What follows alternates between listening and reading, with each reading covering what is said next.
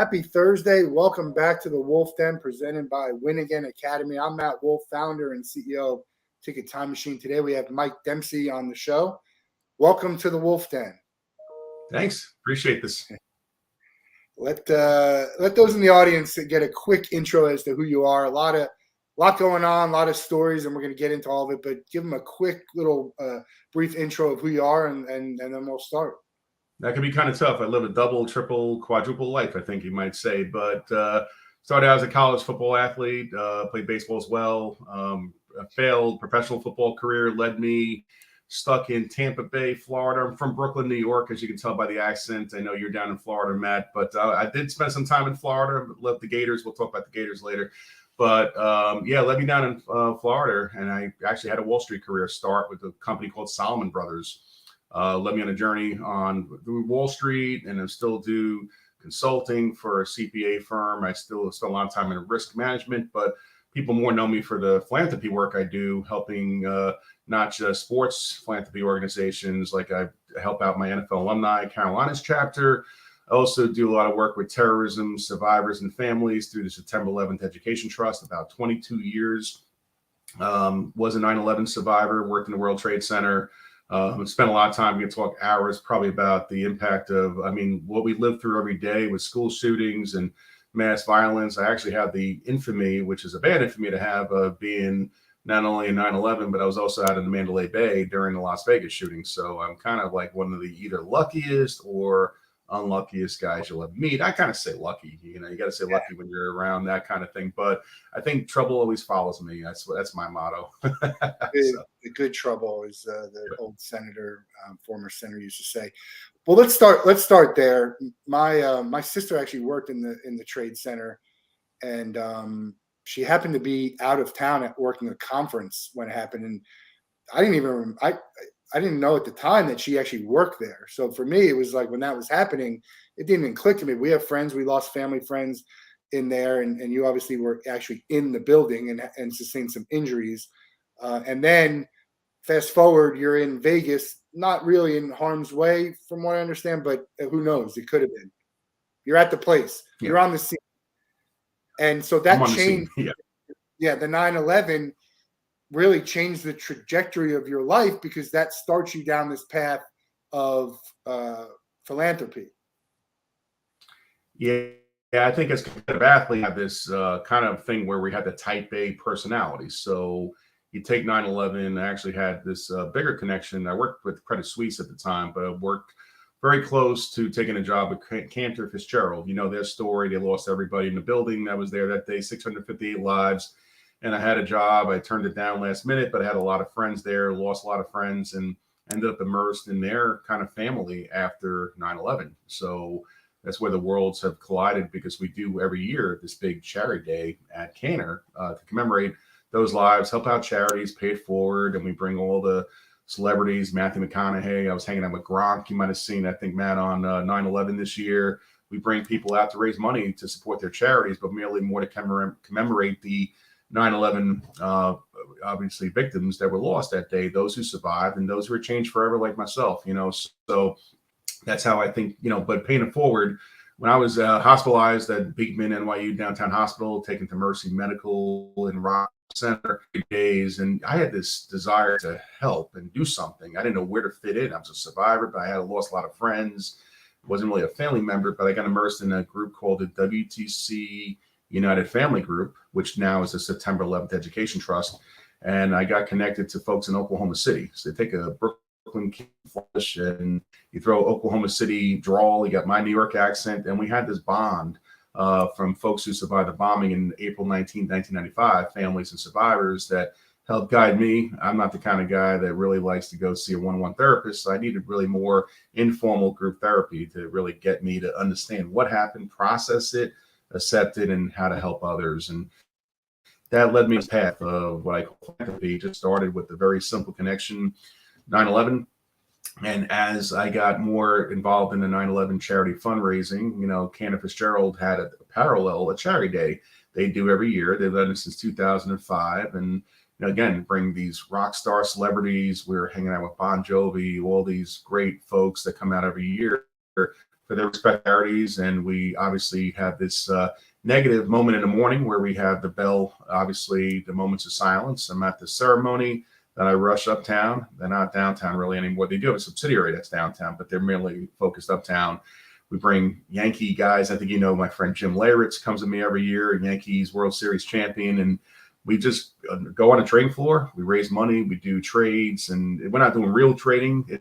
It's more orchestrated, I'd say, to get the vibe, and it's positive. Like they're taking a negative day in our nation's history and putting some positivity to it. We had Run DMC this year, our boy Darryl McDaniels and Gronk and all these great guys coming out for a good cause, taking a dark moment again, turning to something positive, inspiring. And then at the end of the day, we go back to Cantor and do a memorial at the museum where you kind of go on this roller coaster. You go, negative, we go down, you go up, and you go down again. But it's been part of my routine for the last, 15 years. And I wouldn't do it any other way, quite honestly. So I got immersed also in the sports foundation. So as I'm helping my 9/11 charity, I'm like, well, I like to help out the NFL alumni, folks that helped me when I needed it back in the mid 90s. Like to help out the Johnny Damon Foundation, one of my good friends, just a whole host of other foundations. Mariano Rivera, we helped out one year, and I try to bring other charities, causes into my world. So Gridiron Greats, our friends from Gridiron Greats, I know you know them, Matt, Coach Ditka's charity. That's what I love to do, is get out there and help impact. Next week, I'm down in Orlando, Perfect Game Cares Foundation, hosting a great event, helping underprivileged kids. And I want to help out and be part of something big there. I was privileged to help out the Yankees. I was a baseball fan, Matt, when I was a kid and wanted to be the best player of the Yankees. I was Reggie Jackson in the 70s, wanted to be. And I got to live my dream because I got to work with a guy named Ray Negron, who was a community affairs representative for the Yankees, worked for George Steinbrenner, was a bat boy in the 70s, and started helping out Hank Steinbrenner with their Hank's Yanks, helping underprivileged kids in the Bronx. Great charity, great cause. And we actually expanded it to Connecticut and really taken that. Hank passed away 2 years ago. Now this Perfect Game Foundation comes along and see what they're doing, and they're helping out underprivileged kids on a larger scale. And I'm like, that's something that I really want to be part of. So that's one of the things I hopefully work more with them in 2023. But every year I look at which charities I support, where I want to spend the focus of my time and really impact the most people. I think impacting the more people is what I'm after. You can go to 100 charity events a year and impact 2 or 3 people. I want to impact the most people that I can with my message. Yeah, so many great causes. We talk about this all the time. It's hard to get visibility and attention and dollars to all of these great causes. So it's to have someone like you who can bring some power to some of these events. That's what it is, right? People want to go to events where they're around other people that they idolize or they look up to or they're big fans of. So all these different types of events are all doing great work to help. You mentioned going into like a group therapy, something like 9/11. Talk about for you, but maybe also for people that when you get out alive from something like that, when you're there, you have a feeling of, why me? Why would, how does that affect you and some of the people that you know? It's a process, and I think for these recent tragedies, like it was really near and dear to my heart. Connections to their community. Fred Gutenberg lost his daughter Jamie, but also one of my good friends, Jeff or Becca Rosenstack, their kid was a survivor, was impacted. Those survivors you forget about, right? They lived through that shooting. They said, why me? Why did I survive? Why did the shooter kill all those kids, our classmates, but we survived? And I felt it was my obligation to help and create a peer support forum. It was a few years ago, right? It was April of 2019. And we brought the different communities together, organized, having Las Vegas. Obviously, I'm part of that too. But also had some other folks. We had Columbine. We had a lot of survivors, Boston Marathon, all converged together and host really like a workshop support group. We went on stage and told our individual stories, but also broke out in peer sort of breakout sessions and just kind of listened, more listening than anything. And it was really powerful to see folks that it was the first time speaking about what they had been through 14 months earlier And we got to want to get involved with the holiday community through Matthew McConaughey. I've done some work with Matthew at Fitzgerald Charity Day, and I know he's passionate. That's where I know survivors, families need to hear from folks like us that have been through it for 2 years. I mean, there's no closure right away. And then talked to somebody last night, had dinner with that lost their daughter a few years ago in a tragic pool accident. They said there is no closure. You live it every day of your life. It's just what you do with it. How do you compartmentalize it and make your life go forward? And it's very hard to transition to that once you get the acceptance of what happened. How do you how are you impacted by it and then go forward? So that's kind of what I struggled. I'll be honest. I'm not just going to come on here and say, man, right away I hit the ground running. No, I went through a very dark period of depression and roller coaster. And I have triggers too. I have PTSD. That word is common. Wasn't common 22 years ago, and only related to Vietnam. Today is the Marine Corps' birthday, by the way. My dad's a veteran. Shout out to him. But you know, PTSD was something that we didn't really talk a lot about 22, 21 years ago, but it's there, right? Especially someone like me. You're right. 9/11 was level 1 trauma. I was under the impact of the second plane when I was coming out of the second tower.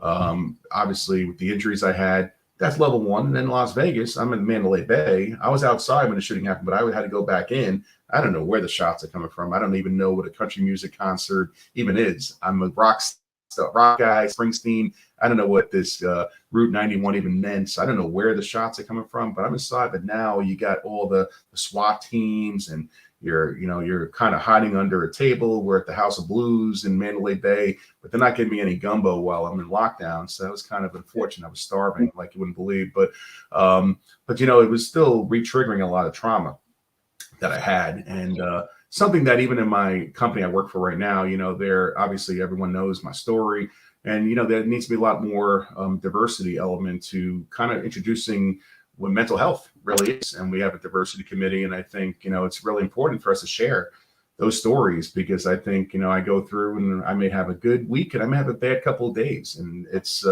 something that we all have to face and support each other through this journey of life, right? So I think we all have baggage. My baggage is my baggage, but we all have to kind of work together, collaborate, and make this world a better place.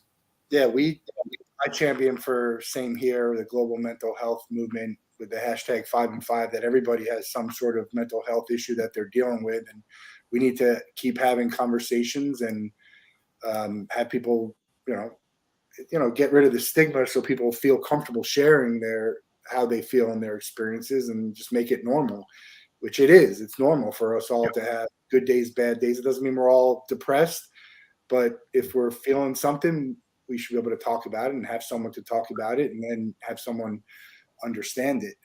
We are a supporter of Orange Ribbons for Jamie. Douglas is right down the street. My friend, tried to get all of them on a sort of a panel here to talk about the gun issue when it came up. It's crazy to me. Like this last election, Uvalde voted for politicians who are like gun. I see, there's all different sides of that, and Parkland is kind of like, there's this big group of all like with Fred and all of the kids, and then there's the other side even in Parkland that thinks like we got to go the other way, and it's an interesting conversation, because at the end of the day it should just all be about the safety of the kids, right? But it's Right. just sad when stuff like that. It's a polarizing issue. I have a personal. Yeah, right. It's never going to polarizing issue. You know, I know my belief. Yeah, I think that, I mean, to me, I don't know how anybody can think that an 18-year-old, a 17-year-old can walk in and get assault rifle. I've never figured that out, having two teenagers, one is 19, one is 17, how I have to fear that my kids go to school and something like this can happen in their school every day. So as a parent, and, you know, I mean, obviously, I'm on one side of the fence where I support politically, but the other side of gun control, I'm an big advocate of gun control, because I think it's insane what people are able to do. And it's happening every day. And it's almost becoming, when 9/11 happened, it was wow, in the news for years. Now every day you're seeing another big event, shootings. and people people have forgotten Uvalde when it happened, and it's sad. We had Sandy Hook. I had a friend, football teammate of mine in Albany, that his kids were in the Sandy Hook. I feel like I have kind of like networks with every one of these mass events for some weird reason, but that was very impactful seeing these poor kids. I think Sandy Hook, people forget what that was, what trauma that is to have your child, you drop them off at school, you never see them again. That is something that I can never. I'm very fortunate that my kids haven't gone through a school shooting event like that. But we have to do a better job. We, as a country, whatever side, left, right, middle, we got to all do a better job to protect our kids and make them sure they become responsible adults. And right now, responsible adults, there's a lot of mental health issues, as you know, in the community that are contributing to that. But we got to identify the root cause. I'm going to get into my risk management speak. I do enterprise risk, but we identify the root cause of these issues and kind of create some action plans and come together and put the politics aside and work together to affect change. That's my little soapbox. So, yeah, I agree. It's a very difficult thing to do, no matter who tries. Or, I think if we can get the politics out of it, which would be very difficult to do because that's sort of where it all lies.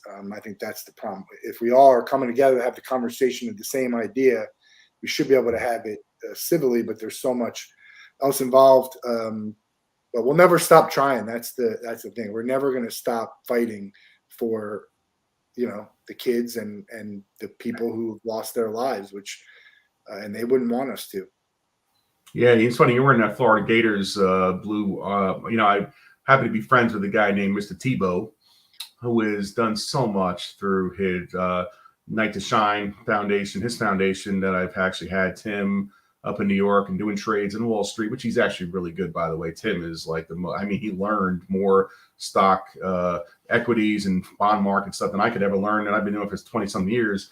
I mean, that guy's incredible, but what a bundle of energy. Just inspires me every day. And he's just doing a lot of things in the community, really spread his message to focus on child trafficking and other causes that are really, it's amazing what he does. I take a step back and look at Tim and I said, man, I want to be you one day, man, because he just is a bundle. I talked to Doug Flutie about it a few weeks back. It's like, I want to be Tim Tebow in my next life, man, because Tim is just impacting thousands and thousands, I think probably millions at this point, of people with what his message and his faith and how he really has made the most out of his career in with baseball. What he did in baseball, nobody could trash that man for. You don't know how hard it is to hit a baseball 90 miles an hour. I do. I got to work with the Yankees, and I got to play an Old Timers Day. I got to hit off Jeff Nelson, by the way, FYI, in a 2015 Old Timers Day, the Yankees for a charity event. I got hit off Nelly on a 2-2 pitch slider, and actually it was down low over the plate. I did get a nice hit off Nelly, and I'm 1-for-1 in my major league career. So I will take that. But Tim was doing this on a real competitive level, had not played since college, and I was amazed at what this man did. Incredible. So hats off to Tim Tebow. Doug Flutie, by the way, with his Autism Foundation. Doug is another guy who's really given me a lot of inspiration. Doug lives in your area, by the way, Matt. So, he's you'll see him surfing. You'll see him playing cornhole. Guy's the most competitive guy that I've ever met. And people like that inspire me to do more in terms of my, work. We do an event down here for the Ernie Els Acoustics for a Cause, which is autism as well. So many great foundations. Nelson has nasty stuff now, like those side armors and 3/4. I was watching. That backdoor slider, man. He struck me out so many times, Jeff, but I got him. I got him in Robertson. Robertson's got it. The Yankees seem to have always had those guys who got that nasty stuff. Tebow is. We talk about Tebow all the time. We had Danny Werfel on the show. I thought Werfel was Tebow before Tebow came along. I always talk about Mr. Rogers being just like this. He's just such a saint. Tebow, for my money, again, if anyone came up with some kind of negative news story, it would shock me to be about him more than anyone else in this world. And I hate to put people on like that pedestal like that, but it seems that way. And there's so many people that hate him. I love Tim Tebow. I'm a Gator. I love what he's all about. I support him and everything. I'm Jewish, so for me, sometimes the Jesus and the everything sometimes it gets a little much, and there are people who don't like him for that. I think it's ridiculous. But he does great things for the human trafficking, as you mentioned, but also the Night to Shine. And Yeah. you are a parent of someone who is on the spectrum. I don't know as much about your daughter, but I'll let you talk about it. Yeah, Kelly's should be 20 in 3 weeks, or actually less than 3 weeks. And Kelly's on the spectrum. She's going to college, getting her associate's degree, and then wants to pursue a 4-year. And she works for Gabby's Grounds. Gabby has Down syndrome, has a great group. If you look up Gabby's Grounds, they employ 53 children and adults who have special needs. And Kelly's looking to do, she's been an advocate. You know, I got her immersed in it when we did our own little podcast a couple of years ago during COVID time when I was home and I couldn't travel. We did a thing called Dads and Daughters. And we got Kelly and my younger daughter, Jenna, who didn't want to be on there. Jenna was in the background in the seat here, just really miserable as a teenager. But Kelly really got into it. And we had a lot of these kind of chats with other folks like Fred Gutenberg, we mentioned, and other people that really inspired, you know, and Kelly has been immersed in helping others on that are obviously less. She's very high functioning, but the spectrum means you got a spectrum, which means there's some that are the high side and low side. Kelly wants to pull up the people who are lower. We do a lot of the Miracle League, and Kelly is not just a player, but she's a coach, helps out her teammates. I'm proud of all the work that she's done to really help not just herself, but help others. And that's what it's all about, giving back. So it's funny when Kelly goes to all these events with me, you'll see her. She doesn't know who Johnny Damon or Ken Griffey Jr., all these guys I pal around with. She looks at them just as an average person, couldn't care less what they did in their Major League Baseball career, football career. Tebow, she only knew him as the dude, is what she called him, because he was late to meet with us because he was going hole to hole at his golf outing. And Kelly wanted him. She thought he was kind of late I said, look, Tim's a busy guy. You got to wait for Tim Tebow. But she called him out on it. But no, Kelly doesn't have there's no filters when it comes to that stuff. She'll tell you. But she's very really one-to-one. And we developed a relationship with Kelly, Irish Mickey Ward, a boxer. It was incredible. She doesn't follow boxing. Then when I started this journey 2.5 years ago to do a charity boxing match, and Mickey Ward, first it was with Jerry Cooney, the boxing legend, and it really turned into something for Tim Tebow. Tim Tebow for obviously for Mickey Ward, Team Mickey Ward charities. And we started doing that. I started training and getting into it. And Kelly went with me to all the training stuff I did. She was really got into it and followed the journey. And we went to see Mickey Ward, drove 14 hours, I think, to go train with Mickey up in Boston and Lowell, Massachusetts, in his gym. And Kelly looks at Mickey as Irish, kind of Uncle Mickey. It's incredible. And the bond that they had, it was really special, really gave me a lot of encouragement to really finish what I had to start. I started it before COVID. COVID happens, it's canceled 4, 5, 6 times, and everybody gave up. And I never gave up. I said, I'm doing this boxing match. I don't care if it's going to be 5,000 people or 50 people. We almost had it up in Albany where I played football right around late July with Mike Tyson was up there that weekend in Albany. He was going to commentate. What a dream. Me and Mike, I've known Mike for years, but I was going to have Mike Tyson commentate my fight in the ring. I'm like, this is a dream come true. Bucket list. Of course, the boxing commission canceled the boxing card. Then we had the MMA card. So I was up there and I'm like, man, when am I going to do this fight? And I was actually privileged to know Tommy the Duke Morrison. You might know the name. He was in Rocky V, and Tommy was a world-class fighter, should have been world champ if he had continued his career. I think he actually probably would have beat Mike Tyson. In my personal opinion, Mike had the best left hook. Tommy had the best left hook in the game that I've ever seen. And his widow reached out to me. She goes, hey, I got this guy up in Boston area near Mickey named Richie the Mountain LaMontagne. I'm like, the Mountain? That sounds kind of scary. I don't know if I want to box a guy called the Mountain. 3-time cruiserweight champion. Put it together in like 2 days. And Richie, what a great dude he is. He took on the fight thinking I was this world-class fighter. I said, Richie, I'm 51 years old, but Richie's actually 52. He was a year older, but Richie's still active boxing. I said, I haven't done this in how many years, but we put on a pretty good exhibition. And I'll tell you what, sometimes, Matt, charity hurts. Like there was a Thunder Lips in that Rocky 3 scene when Rocky, after Hulk Hogan throws him around, he's like, sometimes charity hurts. It did. I got pounded in the ribs, the body. I kept my head pretty good, although he did get me in the nose a few times. Didn't break it, thank God. But it was great. And Mickey was a special referee. guest referee. And you know who trained me or who was in my corner? Dickie Eklund. Now go back and watch the movie The Fighter. Mark Wahlberg's another guy I've been privileged to meet at a lot of events over the years. Well, Mark Wahlberg played Mickey Ward in the movie The Fighter, and then Christian Bale played Dickie Eklund, who won an Academy Award. It's pretty cool. So Dickie Eklund came out of retirement to work my corner, thinking I was really going to have this amazing performance. And I did. I come out swinging the first round, second round, I'm gassed. I'm like, man, I'm looking at that clock. I'm like, this can't go quick enough for me because that mouthpiece is falling out. Every time I get hit in the mouth, the mouthpiece is like hanging out. And I'm just gasping for air. But I got through it 3 rounds. And I said it wasn't about, who was going to score. There was no scoring. I mean, probably Richie might have had. Well, you know what? Vegas, the way they judge in Las Vegas, Vegas judges might have given me the decision because that's how Vegas is. They just arbitrarily say, this guy's the winner. So it was pretty funny but it was a great event and raised a lot of money. Was proud of it. And I showed Kelly that, look, you work hard at something, you can, the path was very bumpy and went like a million ways, but I got there. I wanted to get in a ring and fight a world-class fighter, 3-time cruiserweight champion. I did it. Started with Jerry Cooney, ended up with Richie the Mountain.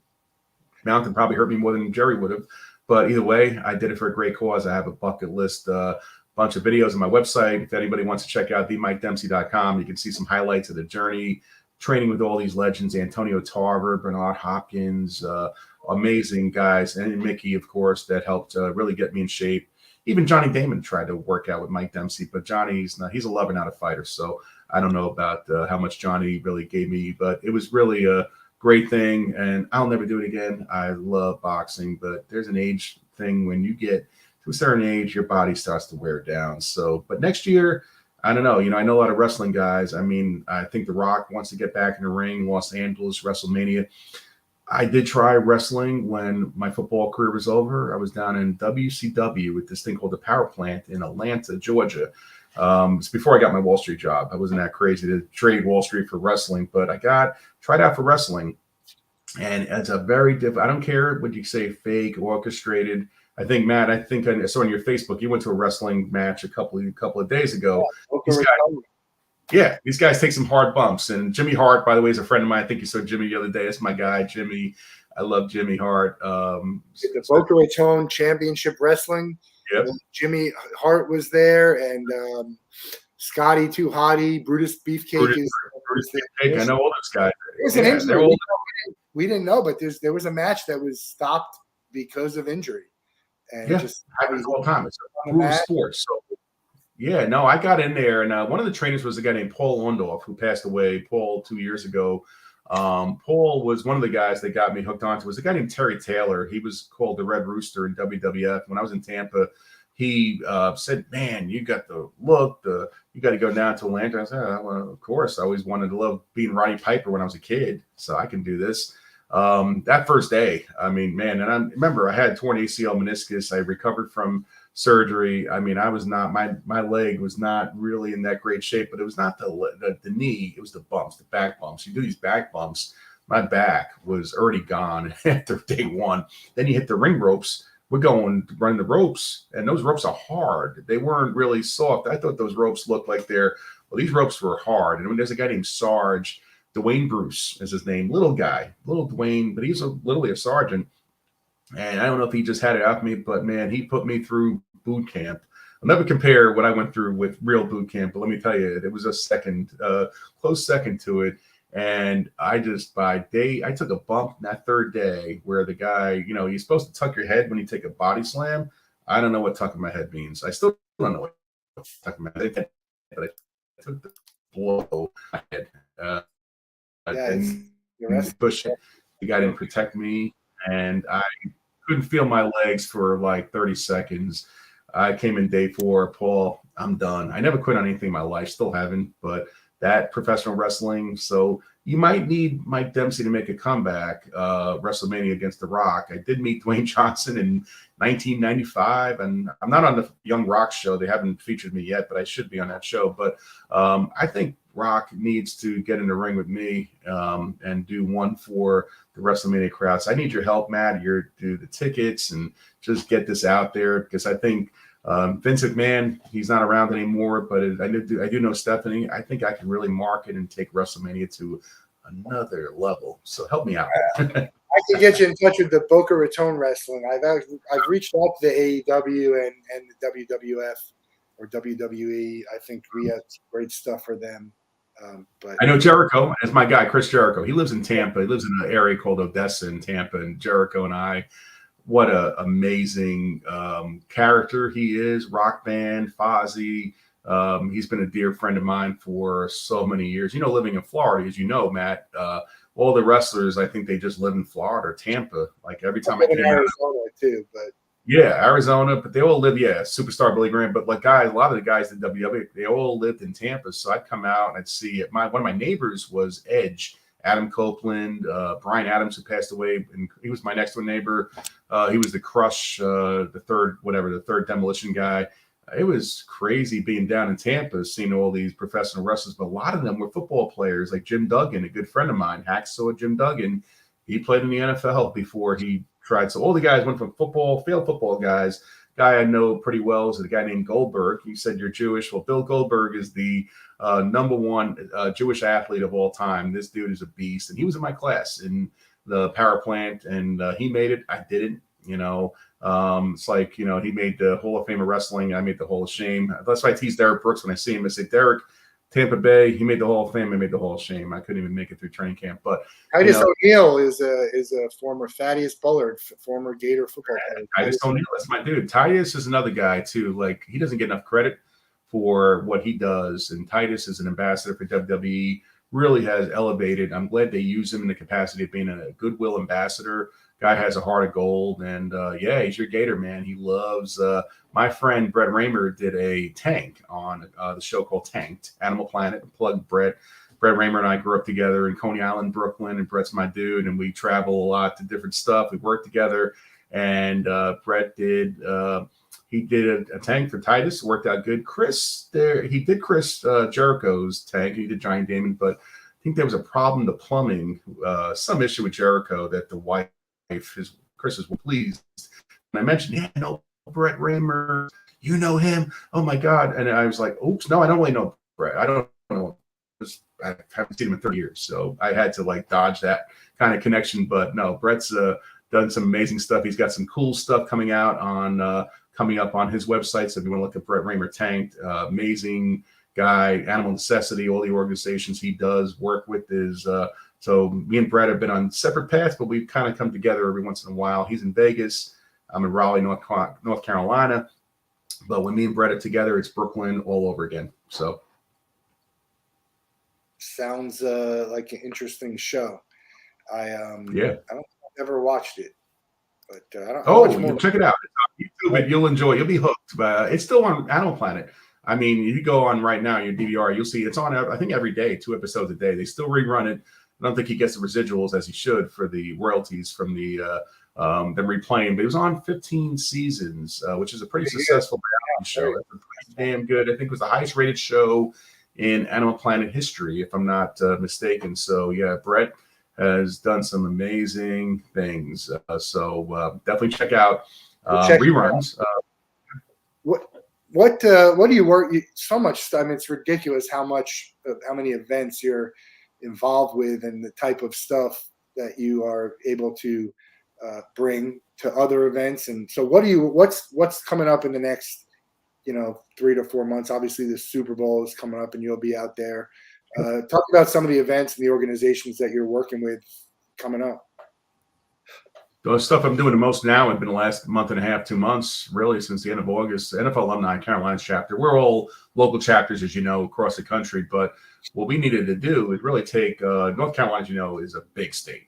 I'm in Raleigh. Charlotte's about 3-hour drive. It's like going from New York City up to Albany. It's a big drive, right? So we're kind of segregated in terms of how we do our charity events, philanthropy, give back to the community. NFL, has the care for kids. You were out there, I think, Fatherhood Festival, so you know how much the NFL alumni do to support other charities, mostly helping kids and sick children. So we developed, Adrian Morrell is the chapter president, a good friend of mine, played for the Jets, Cardinals, Pro Bowl. I mean, this guy ran for like 6,000 yards in his career.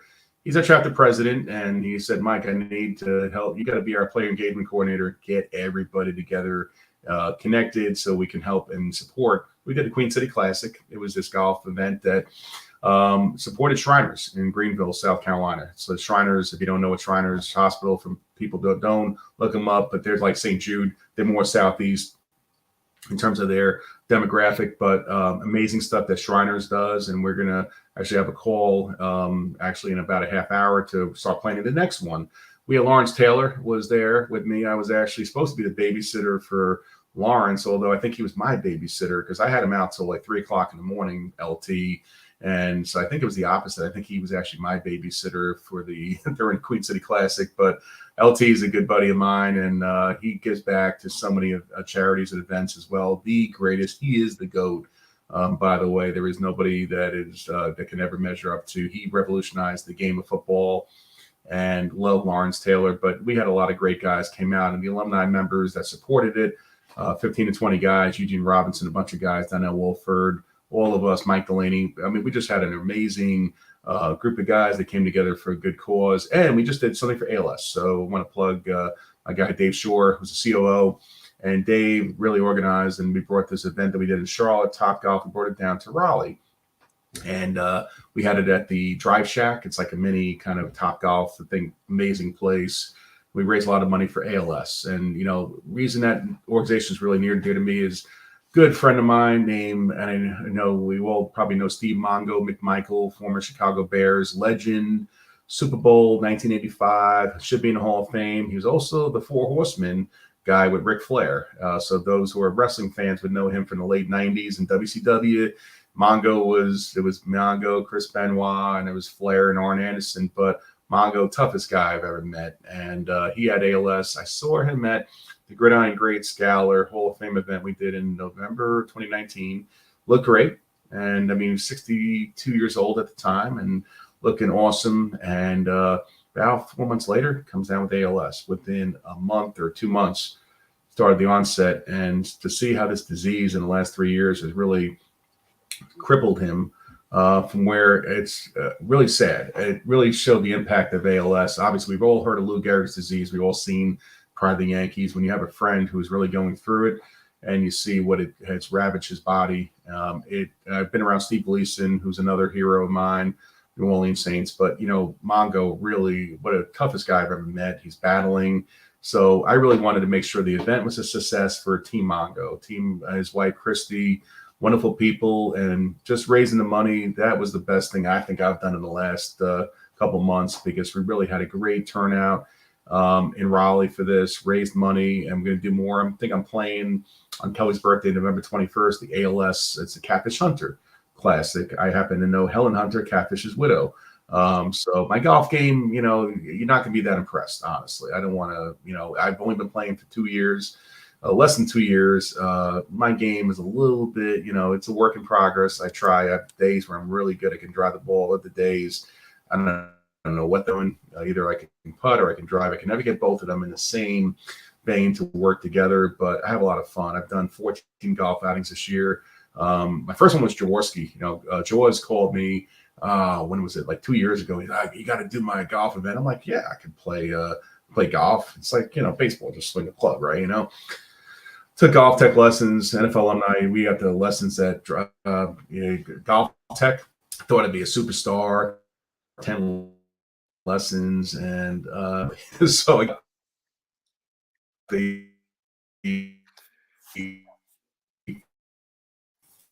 I think you cut out a little bit there. Who's the best celebrity? They went back. I think I lost you for a second, so I don't know if I cut out. Yeah. Who's the best celebrity golfer you've played with? I will tell you the guy Johnny's really good, Johnny Damon, but I'll tell you Victor Green, Jim McMahon too. Jim McMahon, you'll meet him in Arizona because you're going to be all over Arizona.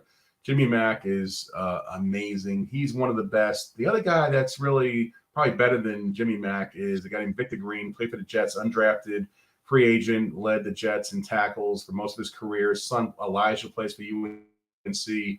I've never seen a guy that can play as good as Victor. Victor's playing in Saudi Arabia, like every around the world. He gets invited to Dubai, all over, because Victor's that good, and he's such a personable guy, by the way.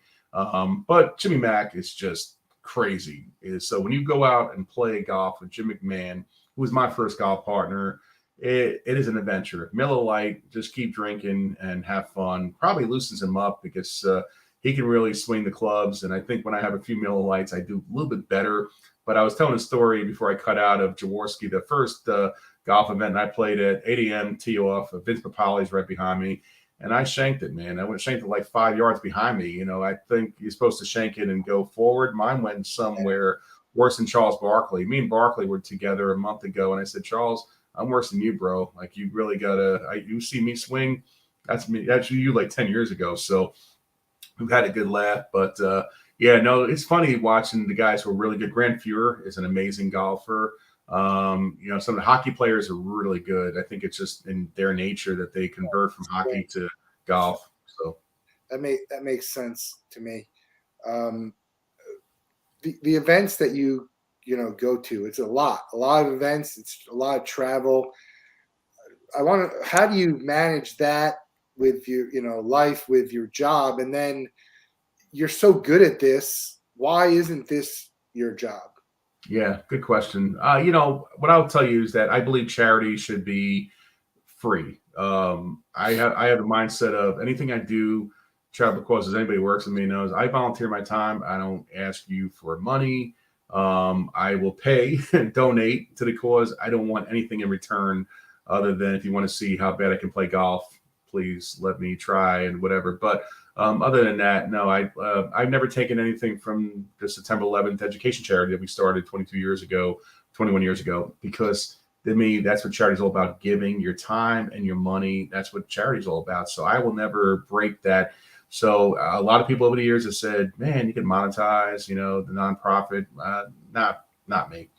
So I need the day job so I can pay my bills. We got to pay college bills and everything. And then obviously the philanthropy thing will always be probably what I have the most passion for. I'm not going to lie. I mean, the stuff I do on the side, these philanthropy events are really charged and keep me going. If I didn't have that, I don't know if I would. But I also, that's why in my also day job, I do a lot of speaking on risk management and things out there. I need to be out there. Being home or working in an office, that's really not Mike Dempsey. You're not going to find me in an office really rarely. I'm always on the road and meeting people and trying to help and do something, whether it's my day job or charity work. And that's really where I'm best out there. And the balance is hard. You have to just keep going, have a purpose. If you have a purpose, you'll get there. I've always said you got to define what your purpose is. What's your why? Once you know what your why is, that you'll keep going until it can't go. There'll be a point where I'm sure where I can't go anymore. I won't be able to get in the boxing ring. I already know that, but you just got to keep going. And because in 10, 15 years, then you got to slow it down. So I probably will be slowing down a bit, but I still feel the end and more causes. I mentioned again, that Perfect Game Foundation, other ones that I just want to help and get back to a new audience, because I think that's what it's all about, is keep spreading what I'm doing and finding the organizations that really are good partners for me to work with. And there's a lot of good ones out there. Yeah, I look at Elon Musk buying Twitter for billions of dollars. I look at the Powerball, that's going. There's so many, feels like better elections. All the money that's wasted on elections. Just why do we need to waste money on elections? Let's just get people to talk about each other 1, 2, 3 times, and that's it. Because everything else is just noise. So why don't we save that money and use it towards good? That's tough to watch all this money be wasted when there's just so many good causes. If I had $1 million, I could start passing $1 million out to a ton of good causes. And it's just like, hundreds of them. Yeah. And look, Matt, I won't get into, I never get into politics. I never talk about, but one thing I will say in defense of somebody who was our 45th president is that man gave so much money behind the scenes to charities, including my organization, and he never wanted the glory for it, never wanted the media coverage for it. He just did. Nobody will know that his son Eric started a great foundation, Eric Trump Foundation, gave a lot of money to St. Jude. St. Jude was on his board, by the way. So when they talk about money not going to, that's complete nonsense, because the St. Jude's New York chapter folks, I can give you the names. They were on his board. So they were the ones who were responsible for the appropriation of the money back to St. Jude. So Eric started that in 2005 and continued over the many years through Curativities, the new foundation, and just continues. And that, you don't see that side, and they have money and they're donating, they're giving it back. And that's what it should be all about. We need to see more of that, and on both sides. And I think, there's been folks on it. Doesn't matter whether you're Democrat, Republican, Independent, Libertarian, whatever it is, but we need to see more people donating, giving back. Michael Bloomberg, I'm going to bring him up. I mean, say what you want about Mike, but that guy has given a lot of money to a lot of causes, and I got to spend a lot of time working with him, and I will never say a bad word about Mr. Bloomberg. That guy is a billionaire, but he has donated $1 billion or more to a lot of organizations over the years. So, and he supported the 9/11 families, just like George Pataki. And I like people who can compromise and be in the middle. Like I said, I've met a lot of folks through the 9/11 days that were very good. We had to compromise on things. We couldn't get the 16 acres, all of it for the memorial, the museum, but we had to kind of meet in the middle.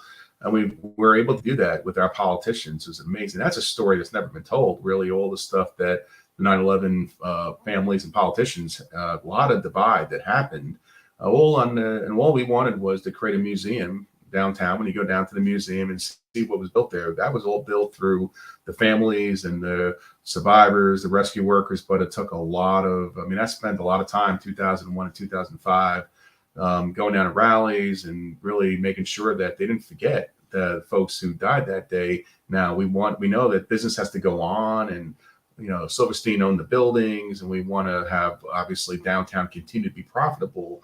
But don't forget, and I think what's down there is a very good representation, where it's a good balance between the museum, you got the arts, you got a really beautiful area down there. I'm always proud when I go downtown to see what 20 years ago, you always saw was a hole in the ground. And now to see it thriving, that took a lot of, and people on both sides. I mean, I will say that, for anybody, whether you support, I read the midterm elections just happened. I will tell you that George Pataki, I do a lot of stuff with. I love George, one of the best governors of all time.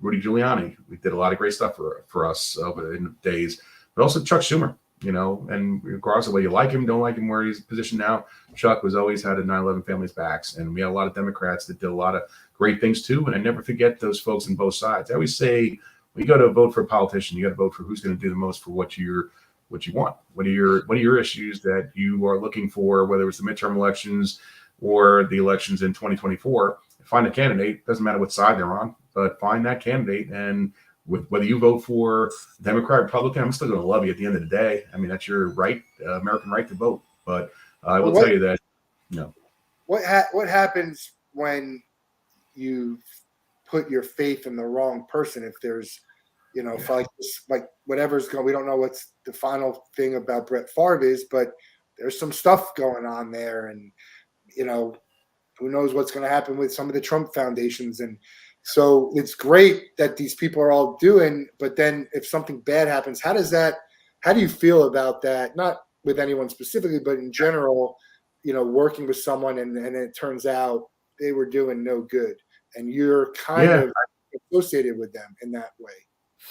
Yeah, I worked with a charity a few years ago through a friend of mine that I know that they were just taking money from various charity events, and they were using it for their own good. And it was very unfortunate. I made the connections to get them into those events, and I got burned by it. It was very hard for me to really rationalize how somebody could do that, how do they sleep at night. But it's hard to. I always believe in the good in people, and I try to take people at face value. But you're going to get people out there that are using philanthropy for their own benefit, and funds or things that aren't true to the mission. So I always try to explore the charity. When I look at who I work with, I really do a lot of homework on who I'm going to work with. I really want to look at the people who run the foundation, what they're all about, and kind of making sure the impact, make sure, okay, well, you have an event, you did a Topgolf event. I want to see how the money is appropriated back to those kids that you support. I want to see proof, trust but verify, right? So I always like to see the impact of somebody does an event, but you get the money, right? You donated, gave money to this charity, that charity, but let's see how it's used back in the community, not covering the overhead of somebody's salary. I want to see more. So I try to do a little more. Probably because I've been burned, like we all have, with charities that have done things that weren't kosher. But I really want to make sure now that I'm investing in the right charities, because you don't want to go through something where you put your time and effort into it and you just really benefited somebody else's pocket, not to the people it should have gone to. I think people know you enough to know what you've done, who you've worked with, and where your mind and your heart is at. So if something like that does happen, it's just, it's the exception, not the rule, right? Yeah. But they're out there. I mean, everybody who's listening, you and I, we've all worked with people that have ulterior motives. It's nature of the beast. I try to tell my daughters that's part of life, right? We're going to work with some people that have their own agendas, and they're not in line with yours. And you just got to vet those people out and get away from them pretty quickly. So, yeah, I think, like you, just always give people the benefit of the doubt. You have my trust, but cautious until you've proven not to. And I don't know. We would try and help. Yeah. People I gave money to, they don't give it back to me. Well, I guess they needed it more than I did. Yeah, exactly. Of what, but it's, I think you have to never stop being that way, because we can't get jaded by, and we all are. I am. I can say, I know you probably, there's some feelings you have when, depending. It's just, it's hard not to. But if we operate under the impression that most people are not out to go that way, I think we'll do a lot better. Yeah, absolutely. So I always believe you got to believe in the good in people, but there are people who are your heroes, and you learn as I can go through a list. I could write a book. I mean, I don't know when I'll write that book. I should write a book, but I can write a book about. I can focus on the people that I thought were heroes, and I work with them as on charity events or other things, and I found out they weren't the people I thought they were. And then I found there's other people. There's one actually in your neck of the woods who now lives in Georgia, but I'll give you a guy named Brian Doyle. Brian Doyle was a Yankees World Series hero in 1978, had a baseball school right in your area, South Florida, and he lives in Newnan, Georgia, outside of Atlanta. And Brian started in ministry, but man, I worked with Brian. He was my hero as a kid. He exceeded my expectations. I mean, Ron Guidry, Gator, Louisiana Lightning, guys like that. I can write a book on the good people, the bad people, but you focus on the good people. There's always going to be the people you like, man, I didn't know that guy was like that. But yeah, I could certainly write the book, but I think it tells you a lot about life. You got to really, to know somebody, it takes some time. And when you see is not all there. So you're going to get that when you work with celebrities and athletes too. We all think it's funny. I always, every time someone dies, all we hear about is how great they were. No one comes out and is like, this guy was a real dick, but they're out there, and people who are out there who get paid. Like I have the same feeling with you. If it's charity, you should donate my time. And I talk to these charities, and they're like, yeah, we had to pay X amount of dollars to this guy to entertain. I'm like, don't do that. Right. Find someone who will want, because it's like, it's their time. That's it. They're not donating money. They're donating their time, which, by the way, it's worthy, right? Their time is worth more than anything. But it's crazy to me. But you meet these people, and you're just like, I've had bad experiences with people that other people have had good experiences. Maybe it was the moment. Maybe that's just who they are. Maybe they don't really like that stuff. Not everyone likes to be, bombarded by fans. Yeah. My opinion is, don't do it. I know you're going to get paid or whatever. Don't do it, right? Don't sit there, and because the people are paying a lot of money to be there, whether it's for a charity event, maybe they're paying for autograph sessions or photo, like they're paying a lot of their hard-earned money. If you don't want to be there, don't be there.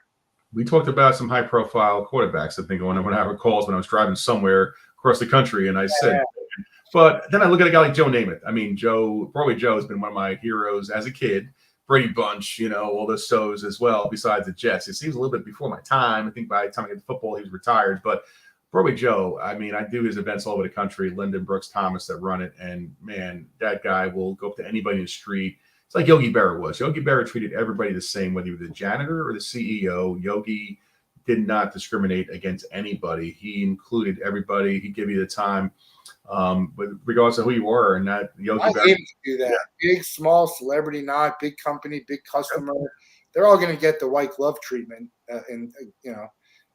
because just treating someone who's not is the impact that you can have on their day. Yep.